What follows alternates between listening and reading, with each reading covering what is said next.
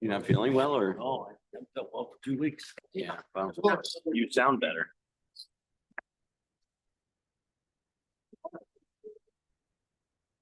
Saw your Easter egg. Dale, how are you? I hear you. Sir, Oh, that's good. you work for a living. Well, I thought That was for you. I thought, and that's what I told Emma. She was like, Well, I had a, when you find for something that's. because sirs are officers, you know, say, hey, I work for a living. Morning, Kathleen. I know. He My had a brother-in-law says terrible- the same thing. He had a terrible, Oh, he never wanted to talk about it. All right. You okay today? Yeah, I have a thing in my eye, but yeah.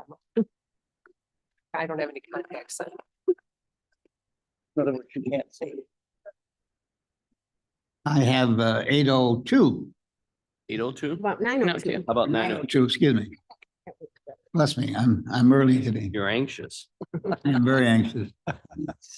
I'd like to call to order the King County Finance and Budget Committee meeting of Wednesday, October 23rd.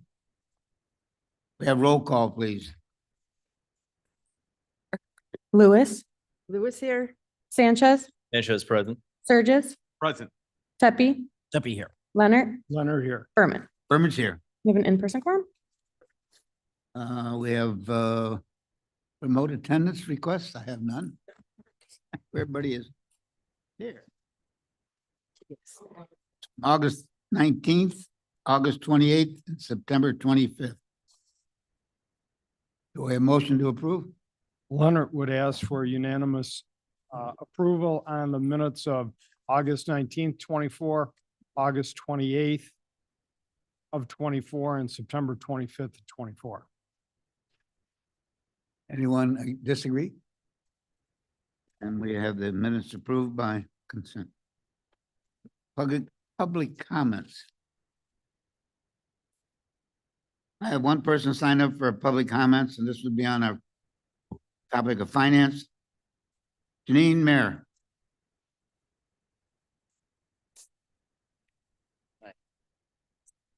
Good morning. Thank you for the opportunity to speak. I'm Janine Mayer. I'm a certified financial planner. I've sent each of you a letter about a month ago about our concerns as citizens for what's been happening with the expenditures for the general fund. Thankful for Ms. Juby's questions, very thoughtful and deep. Glad to see that they're coming up.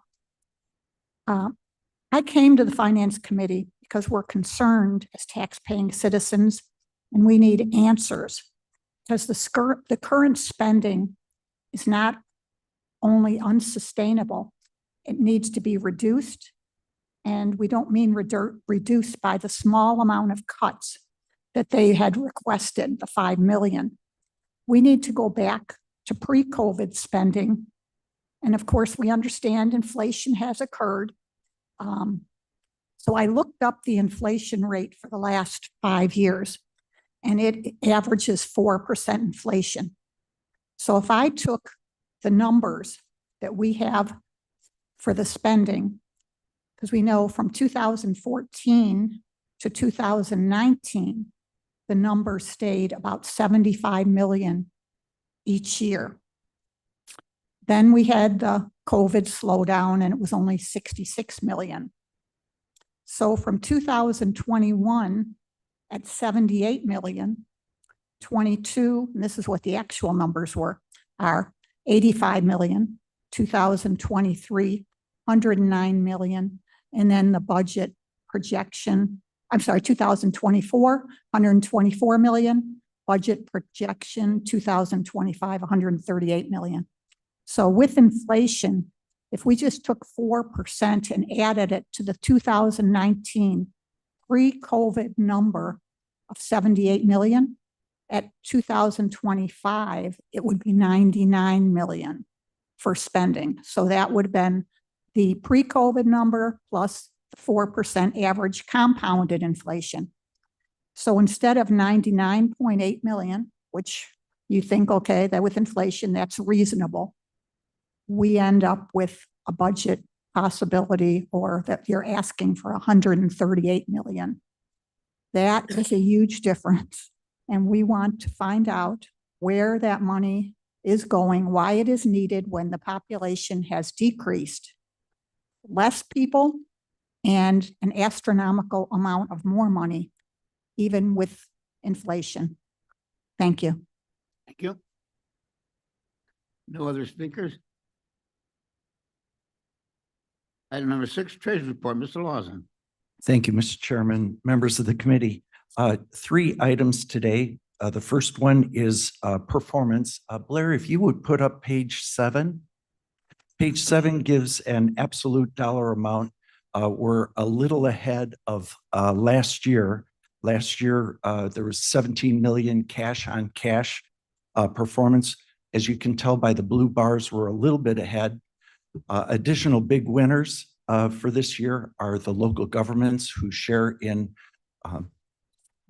our collective management. The yellow portions of the bar is what's turned over to local governments. If you'll go to page 8, Blair, that's performance against benchmarks. And we're now ahead of both the short term and the long term. If you go to page 9, 9 is a look ahead on performance.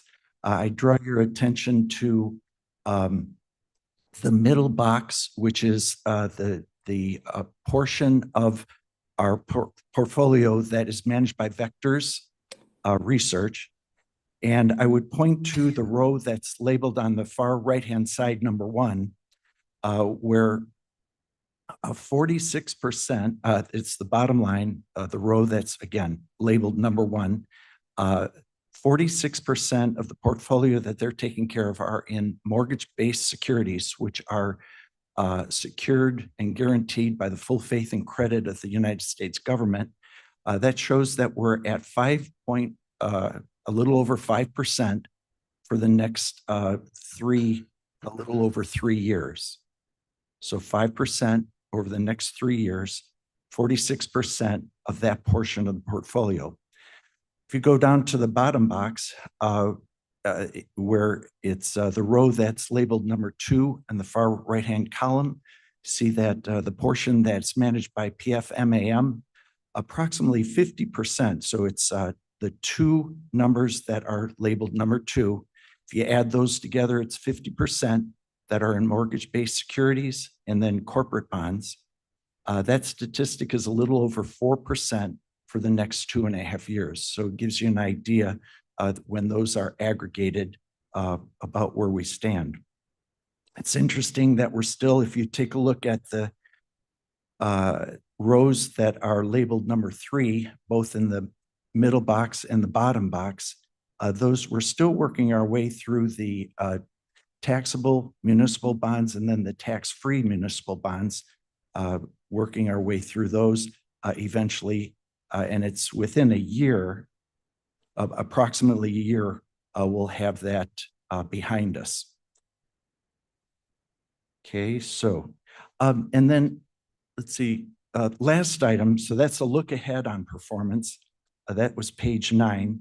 And then finally, the third item that I'd like to address today, no hard feelings, but last 2 meetings, after presenting really good news, Mr. Tepe made your observations, and I'm very sympathetic to the chairman's point when he gets a lot of feedback from members of the board. And, basically how I perceive it is after good performance, you get a scolding. That's not the way to motivate people. But I believe that leadership is and so I'd like to explain just one more time. I thought that I had done it before. Page 18. If Blair, you'll move to page 18.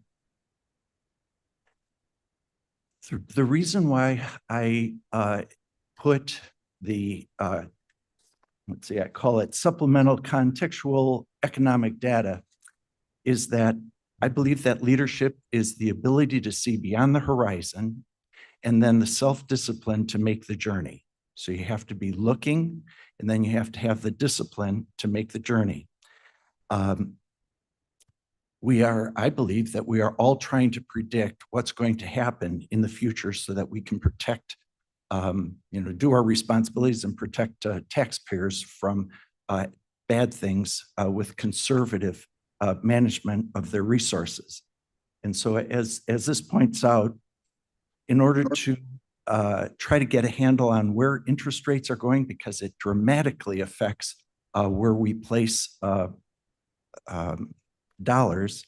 I think inflation, economic activity, I'd like to share with you, and it's, nobody has to read it if they don't like it. I understand that it is generally negative. So sorry, it's just put forward what's there. And that's the county revenue from investments. The second three items is population trends, waste and state spending, or reallocations. I would call it waste, but reallocation. It decreases the money that's available to counties. And then the perception of crime and public safety has a very dramatic effect on whether people stay in Illinois or not, and their willingness to believe their elected leaders when we share what we know. Then and that predicts county revenue from the state, real estate valuations and taxation trends, county revenue from property taxes. It's another source of our revenue. And then long-term employment, competitive and prosperity. That's a function of, I believe, the education system. And so that's county revenue from all sources in the future. Go to page 19. Just one example for today. It's actually, the headline is stark enough. Stellantis is a combination of, I think it's Peugeot, a couple of car manufacturers, and Jeep Chrysler, I believe it is, foreign-owned, but merger. They've received an enormous amount of both federal assets, subsidies, but also state assets. When they get the state assets, the next page, if you put that up there, they call it corporate welfare. I call it corporate welfare, but it's bad enough that our taxes go into the competitive market to pick winners and losers. But when we pick the losers, as this chart from the Wall Street Journal from, October 5th and 6th of 24, Stellantis is losing money hand over fist. And so it's the idea of, I think that our collective responsibility is to push against bad things happening and build up good things happening. And I just think that it's a bad thing to back losers with money that we can spend a lot better at the county level. So that's all I have. Any questions of Mr. Lawson? Leonard? Thank you, Mr. Chairman. Treasurer, I received some information the other day that Madam Chair had mentioned that the reason why we're looking at this sales tax referendum, which would generate 51 million additional dollars per year going forward, is because we did not raise property taxes over the last 12 years. And I've been on the board for 10 years, so I did a little research and I went into the state and took a look at the annual comprehensive financial reports that were submitted by our county as the official balance sheet for our finances. And in the 8 years of the previous administration, Mr. Lawson at that time was chairman, we had a surplus each and every year. We had an excess. So why would we raise property taxes when we had a surplus each and every year? Unfortunately, in the current administration, over the last 3 years, which is 22, 23, and 24 projected, it looks like the average increase in spending is going to equate to 16% a year. We can't sustain that, and we have to do something about that. So that's why I think the 25 budget is so important.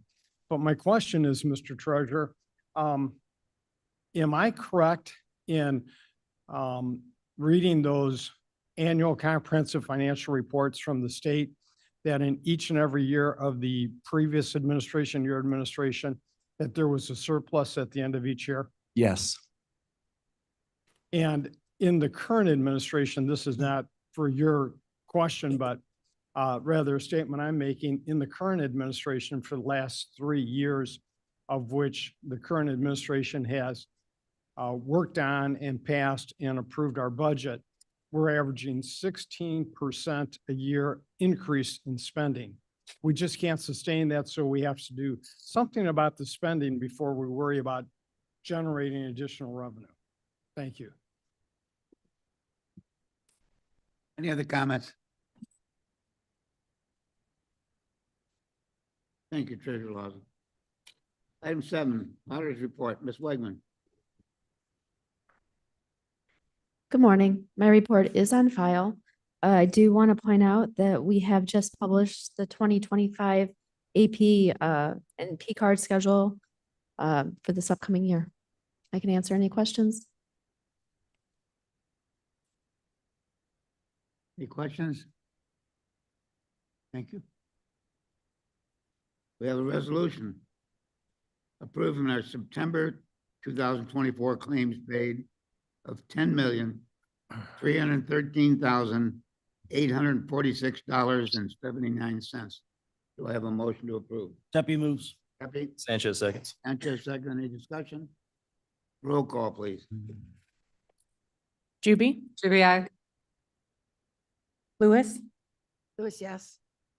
Sanchez, Sanchez, yes. Sturgis, Yes.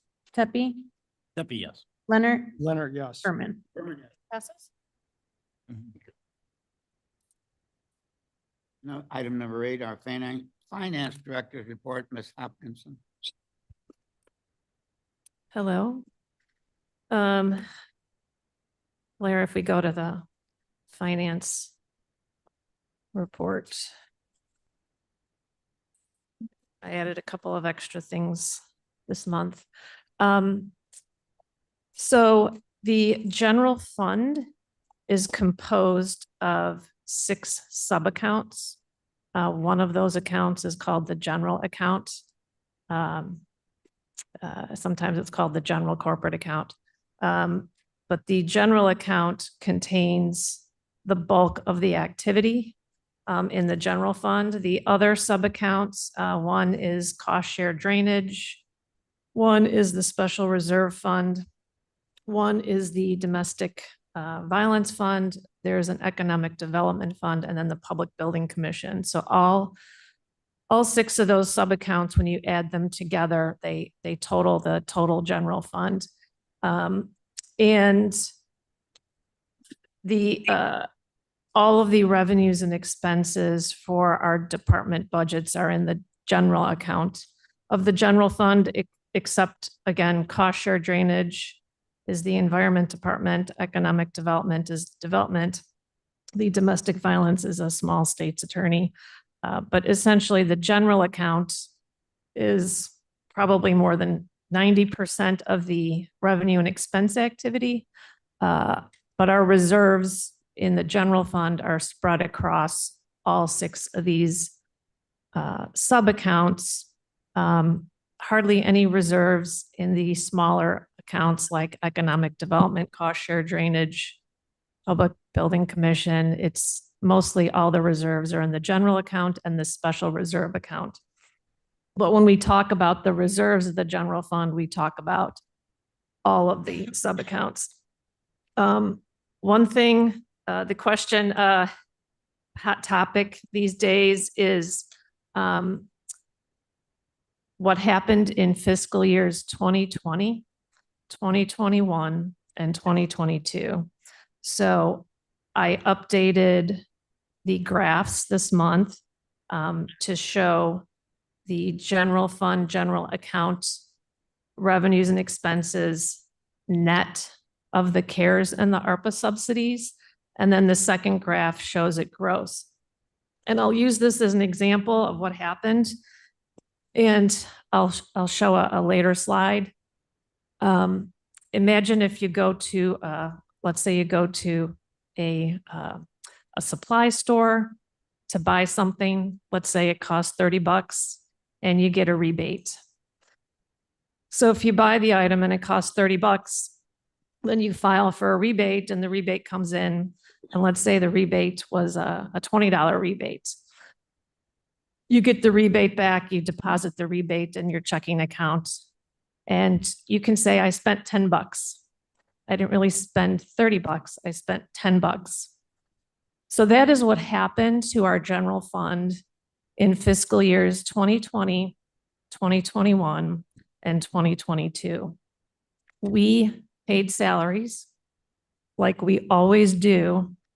And then we took money, the county took money from the federal CARES Act program and the federal ARPA program, which were one-time federal grants that were given because of COVID. And we deposited that money, just like a rebate, into our general fund. So if you actually run reports for our general fund, on the expense side, you will see gross wages, and then you'll see credits. You'll see credits in 2020 of $18 million. In 2021, credits of 8.4, and in 2022, credits of 11.7. And that is why the expenses in those 3 years on our audit reports go down in the general fund, because they're actually net of those subsidies. It's an unfortunate, I think, part of accounting, but that is how we are required under GAAP to report it. But that is why those 3 years appear to be artificially lower than the expenses. The expenses didn't actually drop. The general fund just received subsidies. So I wanted to point that out. If we go to 2 pages from here. So this presentation is the general fund, general account. It's not the entire general fund. And the purpose of this presentation each month is because the general account of the general fund is where almost all of the revenue and expense activity is. There's no, for example, there's no revenue and expense activity in the special reserve account or the Public Building Commission account this year, other than interest earned that's posted. So all of your departmental budgets in the general fund are in the general account of the general fund. So the purpose of this was to report on cash flow and how revenues and expenses are flowing throughout the year, and how throughout the year the use of fund balance changes from month to month based on how much revenue we're taking in. And so, for example, property tax revenue, which comes in essentially twice a year, and now most of that, pretty much all of it is in. Earlier in the year, when you don't have that property tax revenue in, you're drawing more on your reserves. Now that that money is in, you're drawing less on your reserves. So that is the purpose of this presentation. But if you look, I know that's small up there. If you look at 2020 actual, 2021 actual, and 2022 actual, there's some new lines below that are labeled A and B. And it shows what the ARPA and CARES Act subsidies were for those 3 fiscal years, and what the total expenses would have been. Well, actually, those are the gross expenses. Again, the CARES and ARPA Act monies were deposited into the general fund, and it was treated as a credit, sort of like a rebate. So there's gross wages, And then we created, the county created account line items, expense line items called salary and wage subsidies. And then there were negatives posted to the expense accounts, which is why the expenses went down. So the next page. This is the monthly report of sales tax revenues. So the first column shows prior year to date. The expected revenue is expected year to date. It's not the entire budget, but what we would expect through this point in the year, and then actual. The comparisons that are presented show the difference from the prior year and then the difference between actual and budget. And as you can see, we're behind on budget. I think there was probably a little over budgeting because inflation had been skyrocketing in the previous year. Inflation has cooled down a bit. And so also with yes, the sales tax particularly, and RTA sales tax and state income tax. So we're actually about 3 million under where we should be at this point in our fiscal year. And I will flip to, you want to go to the page that says personal property replacement taxes.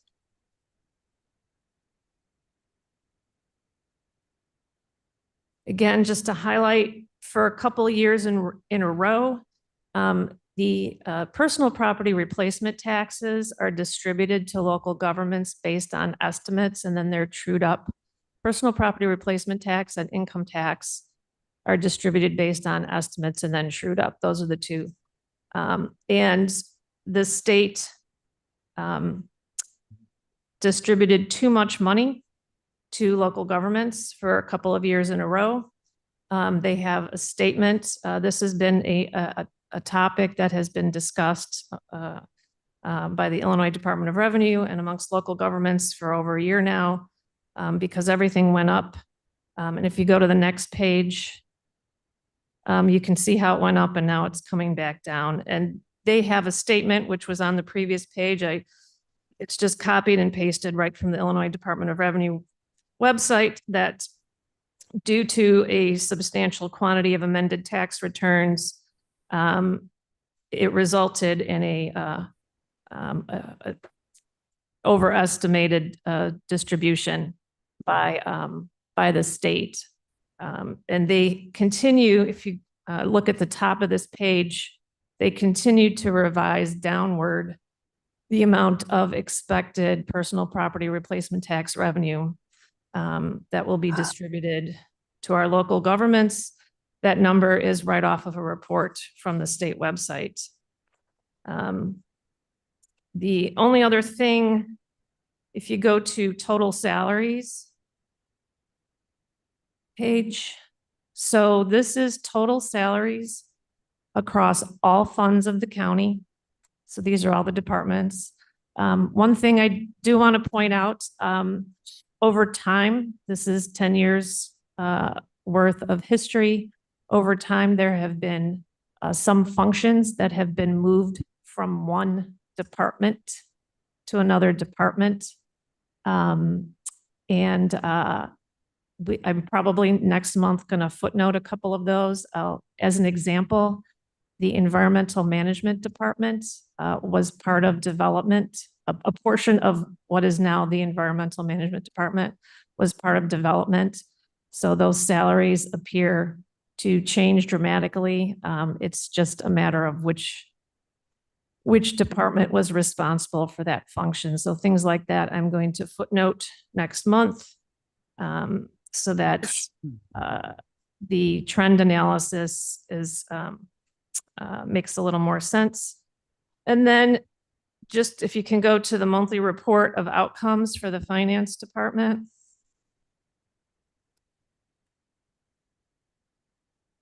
Yes, just an update on what's happening.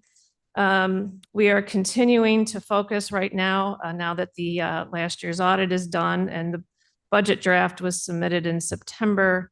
We have a big focus in the finance department on training. We've held 2 trainings over the last month on how to use a module within our software to book accounts receivable. And we're working one-on-one. We did a group training. We're now working one-on-one with multiple departments across the county to train them on how to use that module. Why are we doing this? We're doing this because there's a lot of extra work done by the finance staff at year end to go through and determine what the proper accounts receivable numbers should be. And if we can get departments to use that module and just book it, that should be a huge time saver. So we're working on that. We're also working with Tyler Technologies to bring training to all of the county departments. We sent out a survey last month, all the users of New World, and asked them what are the areas of New World that they want more training on. I sent out the results of that survey. Number 1 was reporting. Everybody wants more training on reporting, on project accounting, and accounts receivable. So we got a quote from Tyler Technologies, and we are going to try to work in a couple of training sessions here in the next month. We have now begun the implementation of our forecasting software. We've had 3 meetings so far. We had another one just yesterday. And the hope is that we can have a rolling forecast going at all times of all the funds and departments across the county, which would be very helpful in budgeting, because right now we have no forecasting system other than whatever is entered at one particular time. So that is the finance report for this month. Questions? Surges.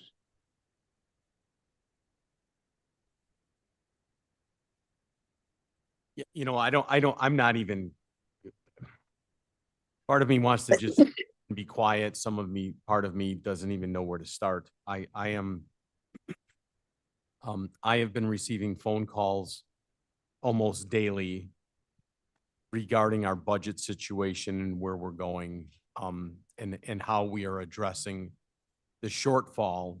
And for the first time in my tenure here, I am without comment, without answer, without knowledge. And it's a conundrum I am truly not comfortable with. I have reached out to several of my board members because the vote last week, or whenever it was, on the budget truly caught me off guard at a 5 to 15 no. And I reached out to several board members saying, do you have a suggestion that will make it a yes? And the response I received, the majority of the responses I received was no, I don't. And Kathy, I want to ever pigeonhole you and, you know, and look for a scapegoat or a bad guy here, but you know, we are coming off such a powerful, intelligent, dynamic individual with our prior financial person who, you know, Joe was brilliant and never let you see behind the curtain. And I believe your methodology is very much to try and create transparency that in many cases, we're not capable of regurgitating yet.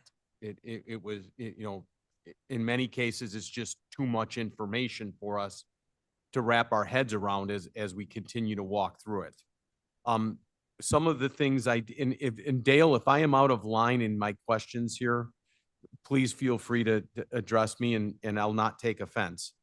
But in some of my conversations, I was questioning the buy down of the reserves to the 90-day limit and whether, you know, we still feel that that is a smart thing. We question, somebody had made the comment, more than one person had made the comment. I thought that this budget cycle was going to be based on a 3% increase over last year. I've sort of lost track of that timeline and you know, how that fits in. But my question was, is that 3% indicative of the 90-day buy down, and do those numbers sort of match up or not match up? And I don't know that I ever, you know, put my arms around that. We have always historically offset any budget shortfall because we had very conservatively projected out. But this year, those projections they're not conservative, and I do believe there is going to be a shortfall. And the way that we're looking at things going into the future, we shouldn't be looking to the past and saying, well, this is the way it always was. Well, we've changed the way we've done it. Don't expect the same results. The COVID, I'm going to call it the COVID factor spending. You know, we all cautioned each other 1,000 times saying, don't spend that money on items that will require budgetary participation after the COVID money runs out. And I'm, you know, part of this budget process to me continues to be, how many of those things are, you know, are baked into this? What commitments did we make because of the artificial COVID money that came in that we're now trying to say, but we have to keep all that. We have to spend that because we said we would. Well, if we don't have the money, I don't know how we do that. We did the wage and salary study as a one-time adjustment. We did an internal, we have staved off temporarily the external study. And while we've identified 70% of our budget is all going to salaries, I've yet to really put my arms around, were the salaries, did we look at the last year at a 3% increase, and are we within that tolerance or within that goal? Or did the one-time adjustments blow that out of the water, and we've taken that number to add the 3% to? And so that one-time adjustment just for the internal portion is going to require the buy down a reserve or some other influx of revenues. And I'm on the finance committee and I can't even answer that question. And I understand that the spend down is a Band-Aid. And I understand that we are going to push this budget now into the 11th and a half hour. And that the way to fix this will be for everybody to be exhausted and say, just take those monies from reserves. Okay, kids, we do that again, those monies may not be there next year. And at the 90-day mark, we have been really blessed in so many ways to say we are financial powerhouse. We've got money in reserve. Well, once that's spent, really, are we? Are we that powerhouse? Is our house in order, or are we just a house of cards? And so that Band-Aid to me, and that what's the word I'm looking for? That stalling off of passing this budget or really working on it and not understanding the components is frightening to me right now. And to know that we're going to now do this again so late in the game that fatigue will just say, just do it and we'll deal with it again next year. That's not a proper way to do things. And so while I don't have, I hate making comments when I don't have answers or suggestions, but without some of these, I don't know where to go. And Kathy, I don't want to look at this like I'm pigeonholing this onto you, because I was one of the first people to stand up and say, I would love some more transparency. And now I'm saying there's too much transparency. I can't digest it all. Help me find a simpler format by which to place my vote, because I don't have all of this information. And I don't know if there's 24 of us. I don't know if there's 23 other people saying totally different things or not, but that's sort of where I am. And Mr. Berman, I am not proud of my actions right now, and I'm nervous beyond belief of where we're going in the next 30 days. Well, I must say that I'm really surprised at where we are. The Finance Committee has worked hard, and think of the special meetings that we've had along the way to discuss this, and to come up at the end of it and say that we don't understand or we have questions, that those questions should have been asked a long time ago. But here we are. We talk about the 3%. We presented to the departments and to the elected officials what we felt the 3% was going to be. What kind of reaction do we have to that? You were part of it. You listened. Sure. Every department Dale, had I'm an admitting that. opportunity. Yeah. Did you how many departments came back with a reduction in request? You know, there were 3 departments out of all that came back with a reduction in what their request was, okay? So here, we all sat through this. We all listened to this. We saw it on a daily basis. Then we came up with the idea, not the idea, the thoughts that to satisfy the requirements that we're going to present to the board, that we felt the board was interested in doing the same thing we did last year and the same thing we did the year before. Take money out of reserves to cover what we were going to have. We did everything we could to reduce the budget. We gave everybody the opportunity. Now, what we didn't do is say that, okay, we're going to take 10% out of everybody. But we tried, we attempted that. We presented that. And what happened? You know, it looked like, you know, the small departments were taking most of their money away from them. So I think we did a fantastic job of developing the budget that we developed. And we gave every department and every elected official an opportunity to present to us what they wanted to have. To me, that's the way we should do a budget, okay?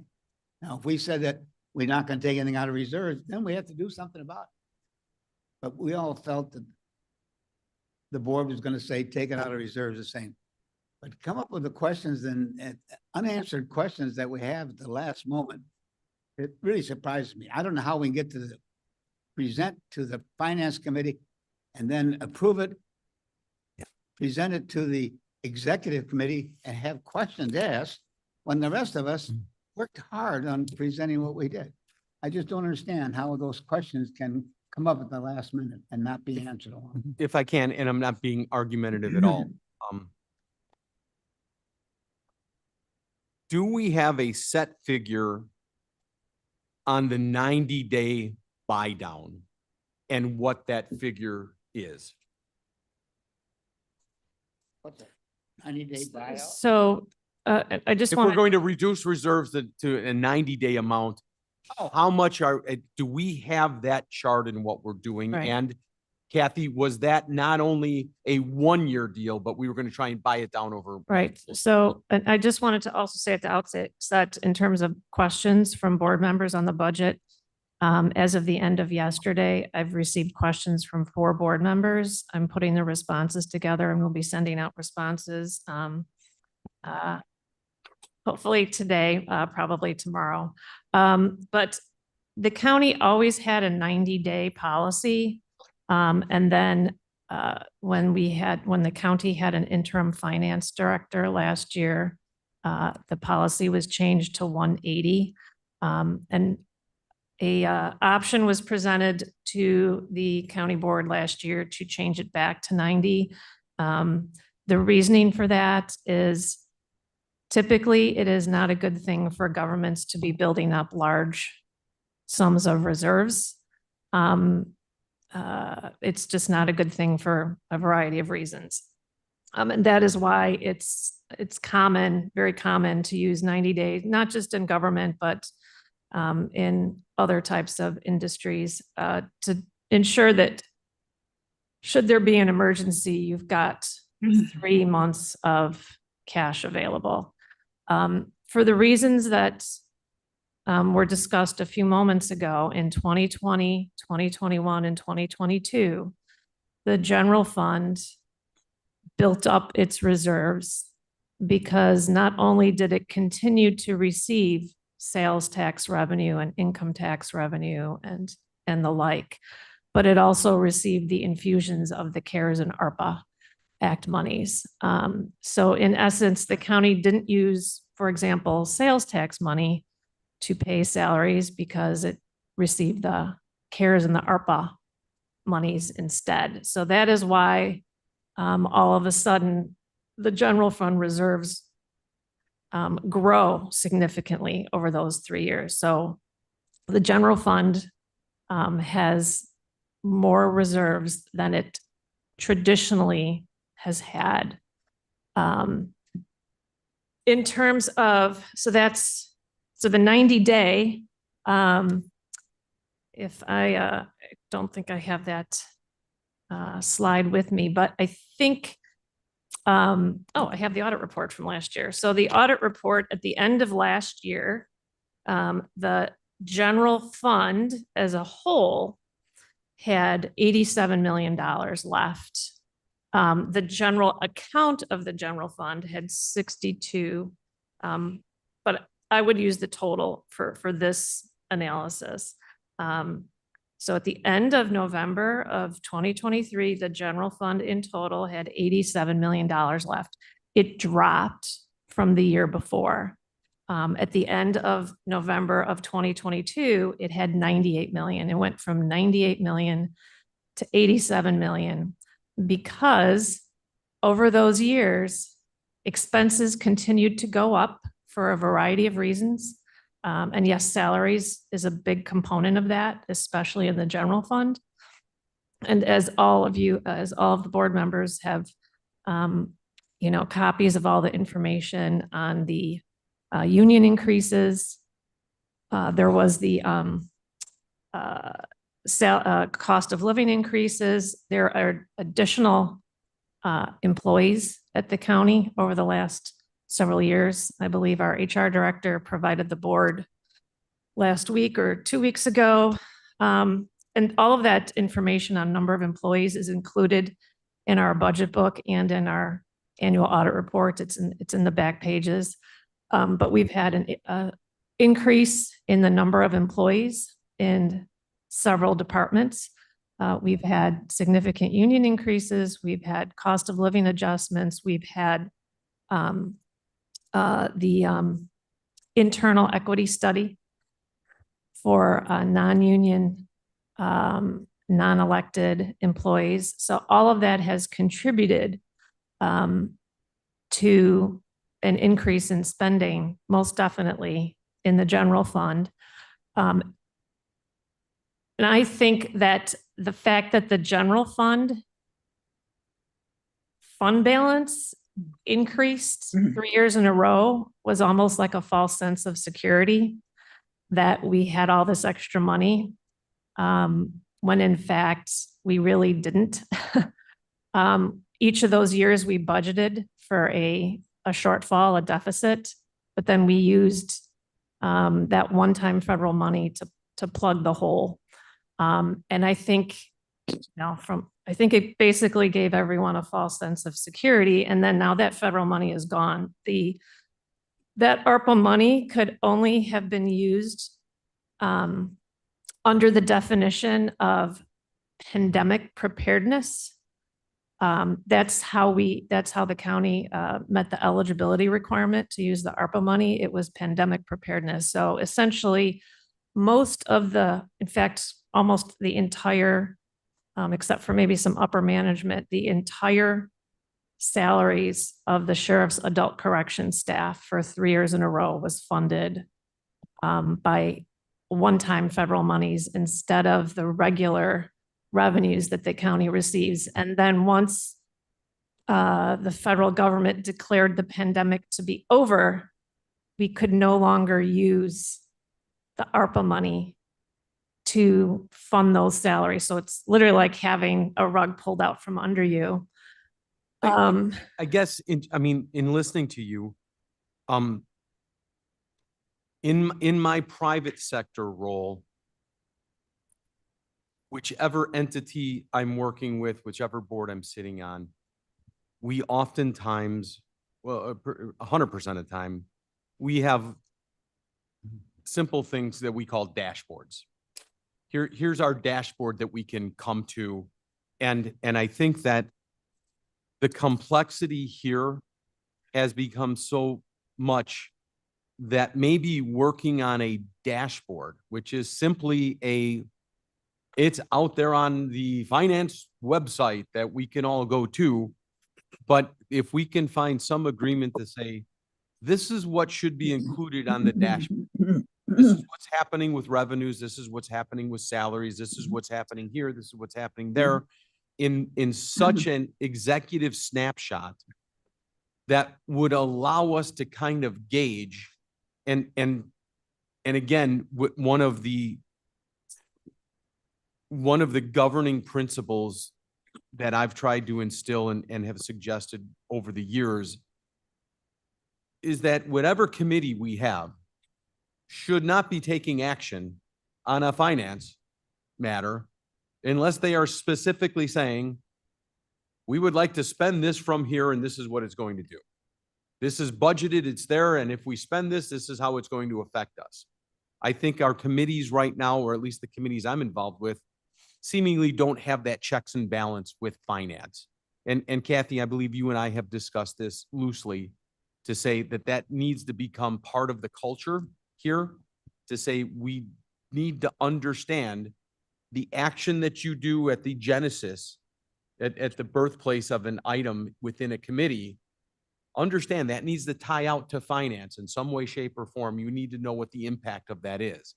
And if that showed on a dashboard, that's 100% easier for me to explain and understand and kind of gauge. And I know I'm oversimplifying that to the nth degree. But that would be a target, a goal to help with this, because I am not, for one, questioning the figures.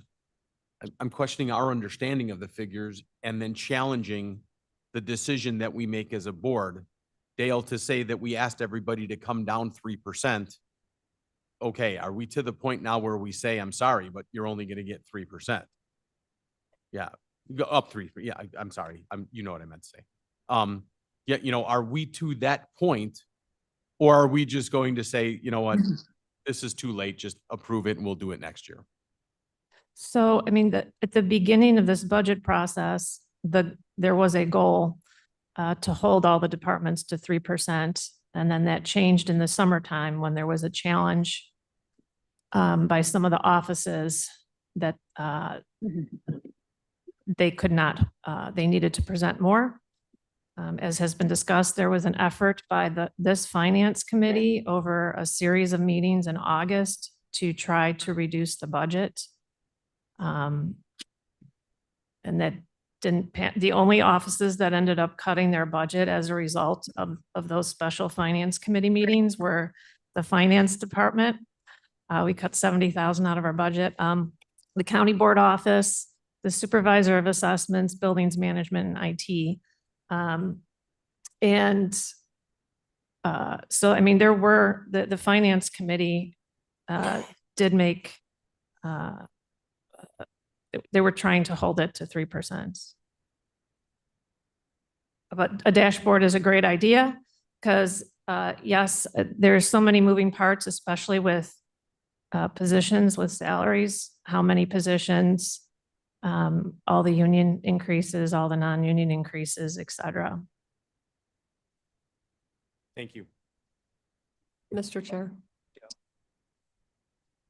Madam Chair? Ms. Julie? I appreciate your comments, Cliff. I'm going to push back a little bit on question asking. Questions are not gotcha moments. They're to get more information. And if you have sat through a ton of meetings and you've thought you've asked your question and you've gotten the answers and everyone's nodding their head yes, and you're like, I have no idea, but I'm going to nod my head yes because I don't want to be the idiot that doesn't understand. And so you get to the end and you're like, it's okay not to understand and it's okay to ask questions at the very end. So am I sorry it happened the way it happened? Yes. But am I upset that people had questions and are not just going on to get along. I am not upset with that. I am never upset with that. Also, I understand that our job as board members is a governance position.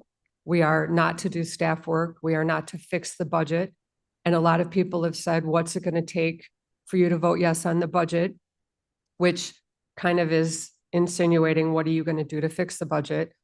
And to make it very simple, we have to decide as board members, how much money is coming in, how much money is going out, and how much money are we comfortable spending out of reserves? It's a very simple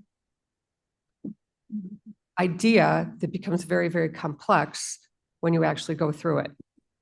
I have to admit, I am one of those people that did not understand, we did not hold everyone to 3%. I knew that they came in and said, you can't tell us what to budget because we're elected offices. But I also know that if we only have X amount of money, no one can make us spend money we don't have. So I raised my hand, sending Kathy a different set of questions, asking her what that figure would be if we held everyone to 3%, because I admit, I did not know, we did not do that. So my last set of questions that I sent her are trying to figure out what it would look like if we stuck with 3% for everyone across the board, unless they could justify why they needed more money because of a mandate, because it seemed to be everybody ran their offices really well in 24. We're giving you 3% more. Hopefully that will be an inflationary adjustment. If there's a reason why, please tell us. I've also asked for the number, the exact dollar amount of the COLAs, the exact dollar amount of the CBAs, the merit increases. I would also like to know what the potential 30% increase in insurance is going to be that we touched on in Cliff's thing, but haven't really talked about it, just so we have an idea of how we're going to start. And then our current revenue projections, which Kathy's been telling us all along, have been tracking under. So that's going to affect how much money we have. I think we need to have those figures before we determine how much money we're actually willing to spend out of our reserves. Because if we spend in the budget that we have, if we're lucky, we'll come out with $10 million of excess reserves for our 26 budget. But I don't think that's going to happen. And so I would like to be a little bit more, try to be a little bit more realistic with all these other things that we know in those questions. And I'm sorry it came at the last minute, but you ask how I could go from a no to a yes. I could actually have the information that I need to do my job. And if I didn't do my job last year, which I didn't, because I was so appalled at the whole process, I did my job. I voted no because I didn't like what was presented. But I would like to be able to get to a yes to show that we are actually addressing our issues and coming up with a sustainable future. And sadly, it means we have to ask more questions. So. Leonard. Thank you, Mr. Chairman. You know, I don't know if everybody remembers this, they can look at the minutes, but approximately 6 months ago, I suggested at this committee that we tell all of the departments what we have to give them. And I think we as a group agreed 3% we could live with. Then all the different departments came in and said, no, we can't live with that. And we went back to the old way. So instead of a 3% increase across the board, we're looking at over an 11% increase across the board. Simple math, if we cut 8% across the board, we'll be at the 3% that we told all the departments we had to be. Is this a pleasant scenario? No. But if we use our reserves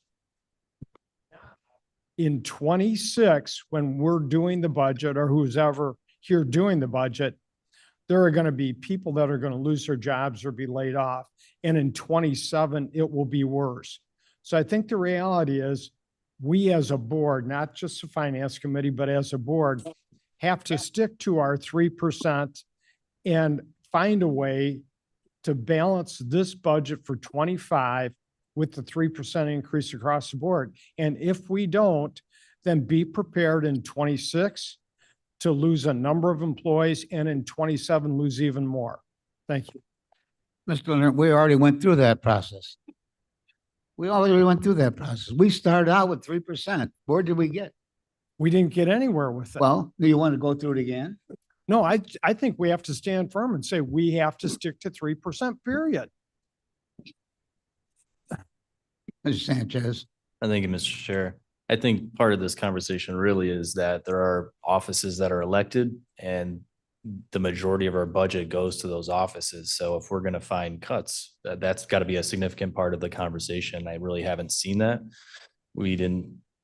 I don't know what the mechanism should be for us to have that, because we can easily stick to 3% and just tell everybody this is what you get. We're not using any reserves and they're going to have to lay off a lot of people or fire. So, I mean, what you're talking about happening in a couple of years could happen this year if we just reduce the budget that much. I mean, so how do we have this conversation of, what do we need? What do we really need? Mr. Chairman. Madam Chair. Much. If you take a look at some of our payroll and what has influenced the increase, we have the Safety Act, and I'm not disparaging the great work that is being done with our state's attorney, but just take a look at her salary increases. It's doubled. It's absolutely doubled within the last few years. Now it's at 11 million, previously it was at 6 million. But I want to bring it closer to home. During this period of time when you're all asking right now and throwing stones, saying that this has increased, I was out of the room because my compensation and your compensation was being discussed. I literally was out. Mr. Tepe was taking over because I was not able to take that vote. You just increased, I just did a math increase for 24 of you, $120,000 increase in the compensation, aggregate compensation for all of you at each 5,000. It passed. So how do I value that as I'm trying to make a cut for our budget? This is micro part of this macro budget. Who do I cut? Which one of our staff members has to go? Because of this, you brought this forward. So you own some of this is what I'm saying. So don't blame other people. Don't throw stones at other people when you are also complicit with it. And did you deserve that $5,000 compensation? Yes. You all felt that you did. But it's a Madam Chair, cost. we It is a didn't all cost. feel that. I Okay, voted no. Oh, no, I no. voted no. Okay, No, no, we but- did not all. Okay, well, hold on, but it passed through the board and you pass as a whole. You don't pass as a separate, you pass as a whole. Once it's voted, that's it. It won. So whoever passed it, it is a whole. So it's a reality. And what I'm saying, this is the reality that we have faced. So if we were asked by Ms. Juby, and Ms. Juby, I'm not saying that it was bad at all. You asked to bring down last year and during this year, the reserve fund. You said that very, very clearly. We have no policy of where we put reserve funds. Do you want to put it into capital? We just spent $8 million for new voting machines. Should we have a policy to start putting money away for new voting machines in the next 10 years, a little every year, so we don't have to expend a great deal of money all at one time? Savings account, the rainy day fund, whatever we're going to be calling it. We don't have that policy. So maybe going forward, that should be something you discuss, or where to put reserves, because we're all in agreement. Taxpayers' dollars should not just be held. They have to go for a purpose, and what is that intended purpose? We had compensation before I arrived, which we know was inherently low. That was agreed upon. That was discussed. Our state's attorneys were just being used for 2 years, and they would go off to another county because we trained them and they left. If you took a look at the buildings that we have, they were under repaired. Look at the amount of money that has to go right now to repair the sheriff's building, the jail, because it had not been taken care of for a very long period of time. Fine, hold down money, but that comes with a cost. So these costs were able to come in because of the American Rescue Plan and the CARES Act, and there were reserves and they were used. So yes, we are playing catch up. And everyone here on this board knew we were using reserves. You knew it. I mean, it was discussed. It was voted upon. So yes, we are in a conundrum right now. But please, let's work together and start vilifying people. And I take offense at what you said, Mr. Leonard. I was listening to it. I don't vote on the budget. I don't vote on the budget. This is the board votes on the budget unless there's a tie. So you're not responsible for it. I'm as responsible for it as you are, sir. Mr. Berman. Ms. Lewis. Thank you.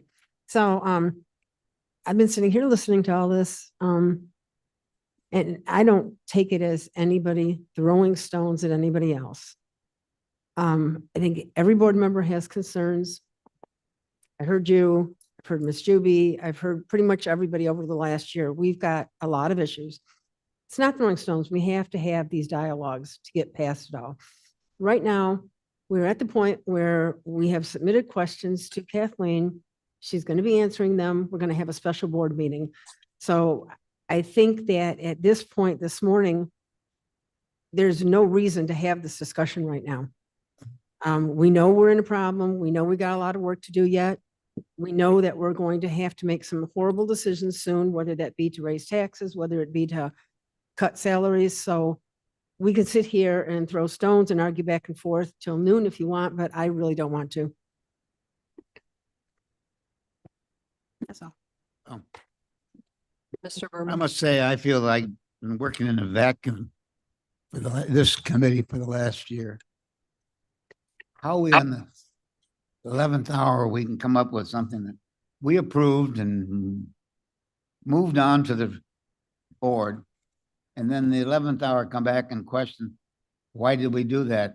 Do we know what we're doing? And it just, I feel that, have we all been here for the last 6 months working on a budget? Or have we thinking about something else? You know, we've got everything we've discussed today, we discussed in these committee meetings, and we called 3 special meetings to discuss those things. And now in the 11th hour, we come back with an attitude, oh, I don't have all the answers. My questions haven't been answered. I don't know why they weren't. We had an opportunity to have them answered. I think they have been answered. You just either don't like the answer or you don't understand the answer. Let's move on. Mr. Chair, Dale, if I can, just 1 second. I mean, when I started this monologue, soliloquy, statements, whatever, I prefaced it with, I was caught off guard with a 5 to 15 no vote. So I'm thinking whatever we did, didn't do it good enough, because it was 5 yes, 15 no. And my point is, I'm scared, I'm concerned that I don't see a path through the forest to get us to the end zone.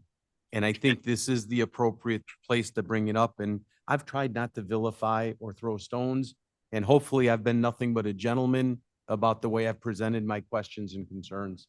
And Madam Chair, I apologize for raising my voice in any capacity. You and I have a wonderful relationship, and I hope we can weather through that, but just for what it's worth. So.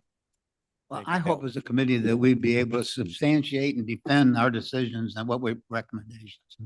And if we go back on that, I mean, why did we waste all our time? Let's move on. New business. Mr. Chair. I've been quiet for Yes, all of Mr. this. Tepe. And as I explained to you, I've actually put together a presentation about these and some other ideas. And would it be appropriate for me to share that now? Mr. Chair, Dale, may I okay. share that now? Yes, please. Okay.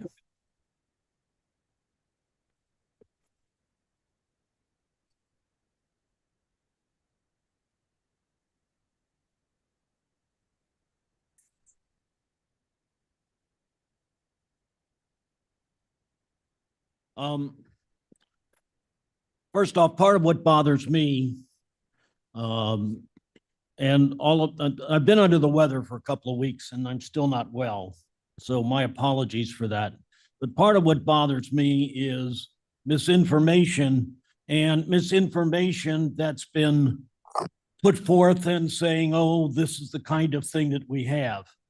There's a lot of misinformation in the documents that were presented for this finance committee by the treasurer, and I want to point out a couple of them. First off, as Kathy explained, Mr. Lausen put forth the ideas. We've got people from the audience saying our expenses have gone up from some amount to some other amount. This particular chart shows the amount of CARES and ARPA's funds that were used in the year 20, 21, and 22. They continue to ignore that. But I want to point out that that amount in 20 was under Mr. Lausen's watch. So it's amazing. We used the CARES funds to do this. Why is this showing? It started in 2020. And yes, the general fund expenditures have increased, but let's tell the whole story. Let's not just tell part of it. The misinformation and is disturbing to me, and part of it relates to the general fund. So this is in our packet, and it says the numbers don't add up. Well, it's really quite simple why these numbers don't add up. One, this column is the general fund account. This column is one of the 6 sub-accounts that make up the general fund. Why confuse people? So that bothers me. So let me ramble on a little bit like my friend Mr. Surges did. Don't say it. Okay. I'm organized rambling here, okay? So in December 2020, when I and others first joined the board, there were a lot of things that, in my opinion, had to be corrected, okay? Part of it is that under Lausen as chair, he had failed to address, in my opinion, virtually ignored quite a few issues, and I want to talk about 3 of them. One, pay inequity, particularly with women, was commonplace. We actually had full-time employees who were on food stamps. Some women who would have been justified, in my opinion, to bring discrimination suits. That to me was disturbing. Maintenance projects had been delayed for so long that they were often dealt with on an emergency basis at a higher cost. And the starting pay for nurses and attorneys was so low that we could not hire people, or if we did hire them, they soon left to go to another county. Okay.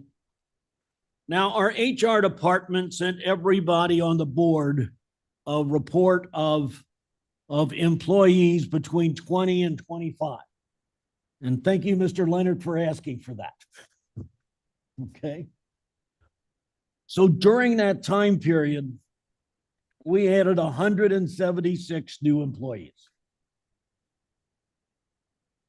That's a big part of our budget crunch right now. The state's attorney's office alone added 69 people, a 53% increase. Why? One is the Safety Act. I think the Safety Act has probably put a $5 million burden on this county. Another unfunded mandate. Okay. Our state's attorneys created a department to go after pornography. She created a group that really went against human trafficking. These are the kinds of things that, in my opinion, this county should be doing. It's a hell of a lot better off for our people here. Okay. The sheriff added 44 people. IT added 10. Now I'm picking here just to put them out. Building management added 22 people. Why? Because we went from contracting firms outside to a lower cost of cleaning with people that are our own employees. So health department went from, added 18 people. About 14 years ago, our health department was decimated. It was virtually cut in half. We currently have what, maybe 85, 90 people in our health department. DuPage County has got about 125 people just in mental health. Our health department is maybe 85 or 90 people. We just added, and saw that in our presentation yesterday, we just added a case manager.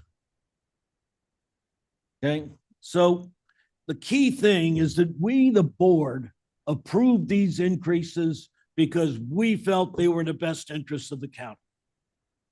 So are we to blame? Yes. Okay. People talk about inflation and what's the effect of inflation. Everybody's hitting it. Okay. It doesn't matter that Social Security has gone up. The compound effect of inflation from 20 to 24 is over 22%. That impacts our budget tremendously. So, in my opinion, again, I'm continuing my ramblings like, like Mr. Surges. Okay. You know, I believe that what we have done has been better for Kane County. I really do. Okay. Second, COVID has impacted everything. It drastically affected us, and the inflation, particularly associated with wages, has been phenomenal. Our CARES and ARPA funds have enabled us to pay for many things and increase our surplus. So if you look at the funds that we used in 20, 21, and 22, and emphasizing some of the points that Kathy made earlier, okay, we built up a surplus, and we did that because of these funds. I think we did that in the best interest of our constituents. It saved them money, but it does create a problem down the road in providing the funds to continue on with the positive increases that we've done to this county. Okay. When we went back to our managers and said, reduce your budgets, they came back very eloquently and said, no, for the first time, we're properly staffed. Okay. The health department can hire nurses, right? State's attorney's office can hire attorneys. Public defender is now properly staffed. All of them came back and said, no, we can't do that. So the only way we're going to change that is go back and say, well, you've got to cut it 10%. And if we're prepared to do that, maybe we are. So, in my opinion, we, the board, need to work together in a bipartisan way to increase revenues. Okay. So we need to find a solution that makes sense. So thanks for letting me ramble. Mr. Tepe, I think we all knew exactly what you talked about. We've heard it before. We all made the decisions that you referred to. But sometimes we fail to recognize what we've done and how we got to where we are.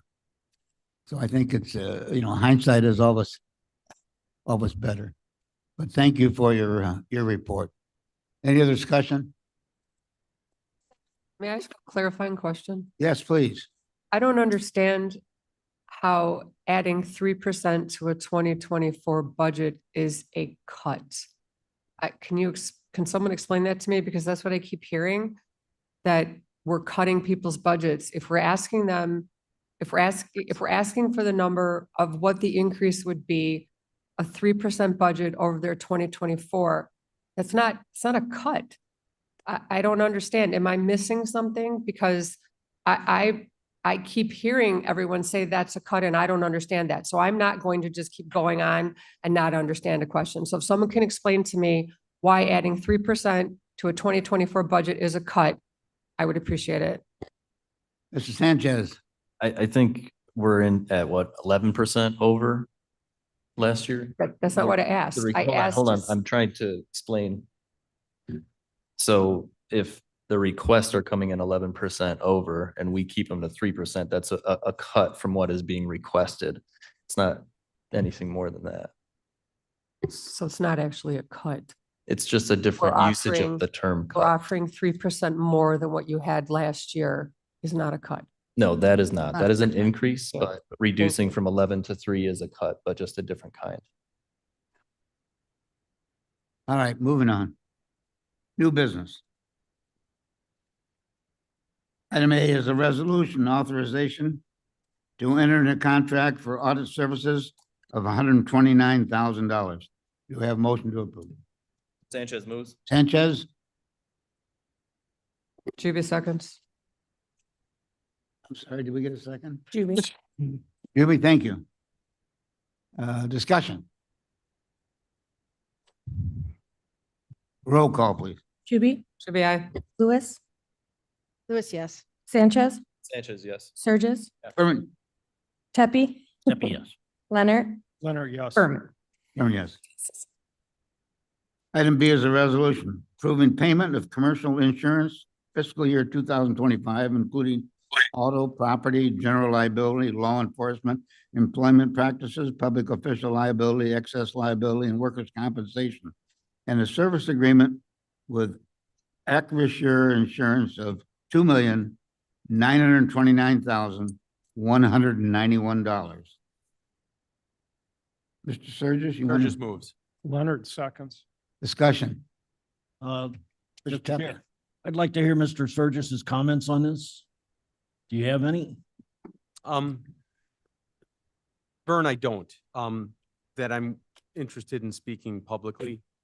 We did for many years, we've had a fabulous relationship with our professional partner. That partner has left us for this particular cycle. Rich Ryan has my highest respect and was always available to us in when we needed him most. There, we have not always governed ourselves accordingly. This year in the industry, I think everybody is aware that the insurance industry is going through an inflection point. Bill, we've seen premium increases of 80% in some cases. We are lucky to be in a position where we are trending in a positive direction for the first time in years. Unfortunately, it's a tough year. So even if you're trending positive, you're going to see an increase. Our new representative has done a noble job of going to market and putting together a program for us, but it's probably not the appropriate year to evaluate his performance in the marketplace. And I think that the committee will be looking at making some recommendations come early spring on some transitions that we may want to make. Thank you. Mr. Tepe, does that be a little bit? That's what I wanted to hear. Okay, thank you. Obviously, Madam Chair, Because we only see, Blair, could you put on the next page? So is this going to be an increase over last year? How much? 9%. Okay, so that's part of that 3% increase. We're just looking, I mean, just as we talk. So that's at 9%. Mr. Surges, thank you for your comments. I think we all have some expertise and we need to call upon that when we have an opportunity. Thank you, Mr. Tepe, for asking that question. Did we vote? No. No. Roll call, please. Juby, Juby, I. Lewis, Lewis, yes. Sanchez, Sanchez, yes. Surges, Tepe, Yes. Leonard, Leonard, yes. Berman. Berman, yes. Mr. Chair, if I may, Ms. Labrillo, do we have enough time to walk this through the normal process and get this signed beforehand? Do we get them a check before the renewal, or do we have need for special? I don't believe there's a need for anything special. This will be going through this process. It'll end up in the November board meeting, which should be sufficient to bind everything. Yay, us. Thank you. We luck out sometime. Yeah.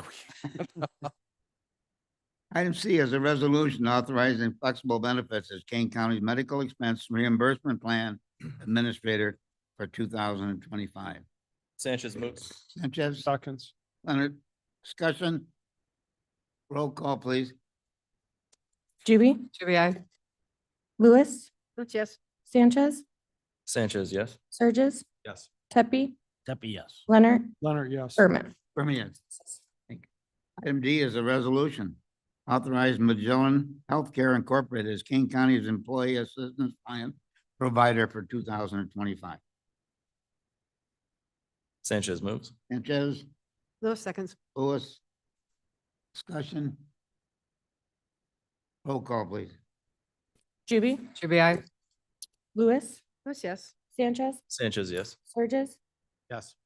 Tepe, Tepe, yes. Leonard, Leonard, yes. Berman. Berman, yes. Item E is a resolution authorizing the Child Protection Data Courts grant of $4,150. Leonard moves. Tepe, Sanchez seconds. Sanchez, discussion. Roll call, please. Juby, Juby, I. Lewis, Yes. Sanchez, Sanchez, yes. Surges, Yes. Tepe, Tepe, yes. Leonard, Leonard, yes. Berman. Berman, yes. And F is a resolution authorizing the senior tag fee correction. Lewis moves. Lewis, Juby, seconds. do we discussion? Roll call, please. Juby, Juby, I. Lewis, Yes. Sanchez, Sanchez, yes. Surges, Yes. Tepe, Tepe, yes. Leonard, Leonard, yes. Berman. Berman, yes. Thank you. G is a resolution authorizing opioid response community implementation projects. Which is $291,606.07. Sanchez moves. Sanchez, Leonard, second. Leonard, second discussion. Madam Chair? Where is this money coming from? Is it coming from general look fund or at is it the- coming from a grant? Since we're diving into this now. This is grant money, ARPA money? It's grant money that's going from the health department to other departments. Okay, all right. And this is not renewable? No, one time, the grants. I'm guessing not, but Michael Isaacson probably should answer that question. Okay, as we have warranted and I see this is all for not-for-profits and it's all amazing work. There's no question about that at all, but we have to be cautious as we've been cautious before. And Mr. Sanchez has been very good about this, forewarning everybody that if it's a grant money, that we cannot have it come back to us for renewable because that may not be the case. So my understanding is this is coming from the opioid settlement money. Okay, okay. So it could possibly be renewable? There's that potential, Okay, very good. but it's grant based. Yes. Any other questions? Roll call, please. Juby, Juby, I.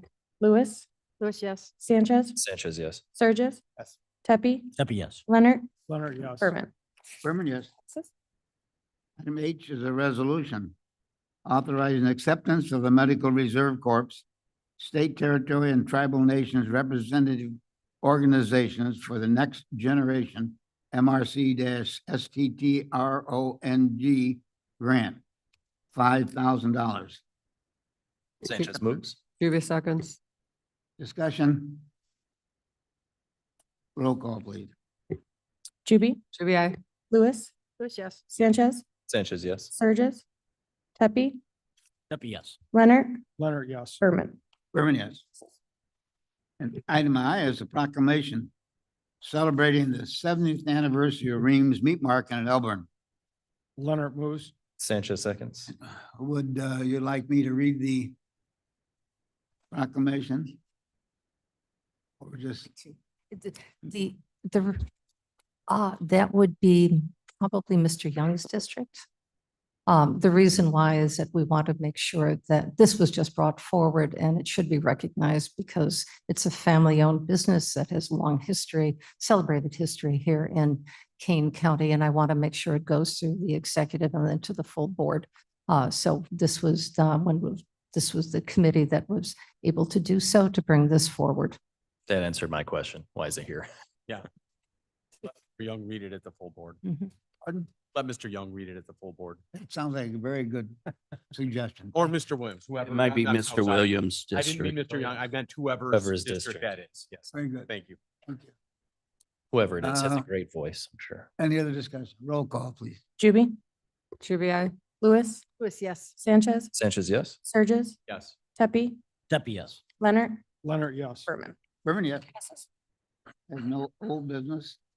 A request to place our reports on file. Step yes for unanimous consent. Anyone against? Therefore, the reports are placed on file by unanimous consent. My comments, forgive me for my attitude today. Executive session, not needed. Leonard moves for adjournment. Sanchez seconds. All those in favor say aye. Aye. Thank you. We are adjourned.